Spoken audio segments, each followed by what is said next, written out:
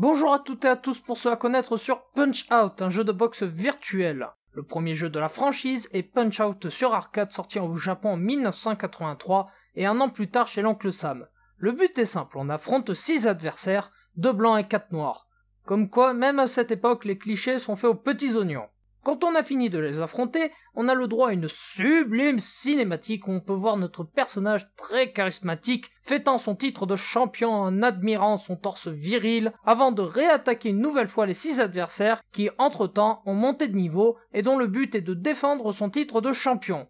Après, j'ai pas grand chose à dire dessus, c'est pas forcément moche au niveau du graphisme pour une arcade, en tout cas j'ai vu pire. Ce que je reprocherais, c'est les noms qu'ils ont donnés aux joueurs, qui montrent que tu peux mettre un nom en anglais qui est super classe, mais qui perd toute crédibilité quand tu le traduis en français. En 1987, Little Mac apparaît comme on le connaît aujourd'hui ainsi que son entraîneur Doc Louie avec la sortie du remake Punch-Out sur NES avec des graphismes en 8 bits qui fait partie des premiers jeux de combat sur console Nintendo. Le remake de Super Punch-Out sur arcade fait sa sortie en 1995 sur Super NES avec les adversaires mémorables de Little Mac et de nouveaux adversaires comme Big Egger. Ce jeu propose notamment un graphique 16 bits et la jouabilité est améliorée, on peut voir la possibilité de regagner de la vie quand l'adversaire est à terre, le mode Time Attack et bien plus.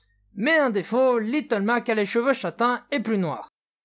Ça bouscule les habitudes. Sans tarder, on va maintenant parler du jeu que tout le monde connaît, Punch-Out sur Wii. Punch-Out a complètement réussi son entrée sur Wii grâce aux fonctionnalités de la Wii et a permis de donner à la Wii Balance Board une autre raison de vivre que Wii Fitness. Pour le jeu en lui-même, le gameplay est assez simple, battre les 13 adversaires pour gagner le titre de champion. Ces 13 adversaires sont répartis en 3 circuits, le premier étant le circuit mineur, le circuit le plus faible, le deuxième étant le circuit majeur, le circuit moyen, et le troisième et dernier circuit étant le mondial, le plus difficile où on affronte en plus le champion en titre. Vous commencez à évoluer en circuit mineur où vous affronterez 4 boxeurs dont le champion du circuit.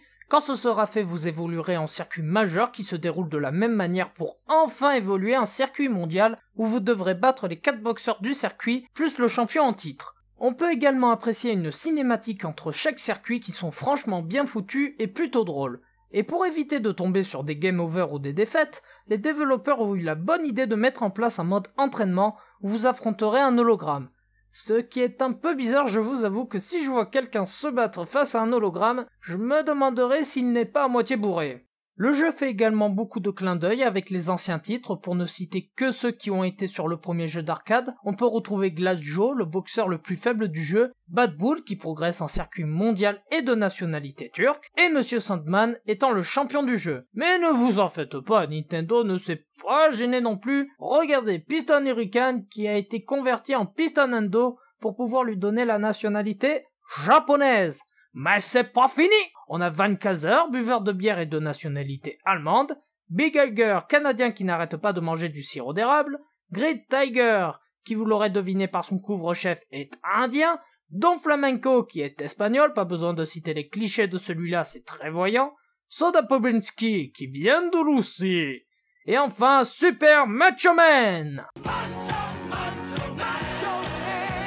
Mais le plus lol, c'est quand tu as réussi à tous les vaincre, eh bien sache que tu n'as pas fini le jeu. Car comme dans la version arcade, tu dois maintenant défendre ton titre de champion en les battant à nouveau. Mais ce n'est pas du même niveau. Ceux du circuit mineur passent au circuit mondial B, ceux du circuit majeur passent au circuit mondial A, et ceux du circuit mondial passent au circuit mondial S. Ah oui, quand tu as fini tout ça, tu dois affronter Donkey Kong. Mais pour finir le jeu, tu dois perdre contre lui. Un jeu qui te demande de te laisser battre pour qu'il soit fini. Je me demande pourquoi ils ont pas fait ça pour les autres jeux. Bah oui, tenez, dans Mario, vous devez perdre contre Bowser, comme sa piche se fera violer. Bowser sera le roi du royaume champignon, tandis que Mario traînera comme un clochard dans les prisons de Bowser. Ah oui.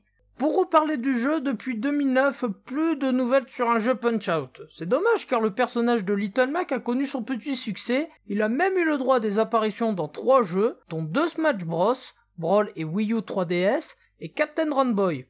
Et moi je vous quitte sur la musique de Punch-Out pour vous encourager à vous lancer dessus. A plus!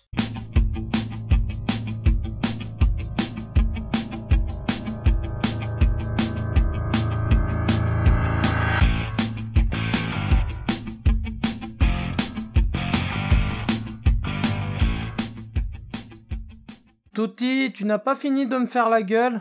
Je ne te fais pas la gueule, je fais grève. Et pourquoi ça? Ton gage, tu ne l'as toujours pas fait. Moi qui ai cru que tu allais l'oublier. Quoi? Ah non, rien, je parlais à moi-même.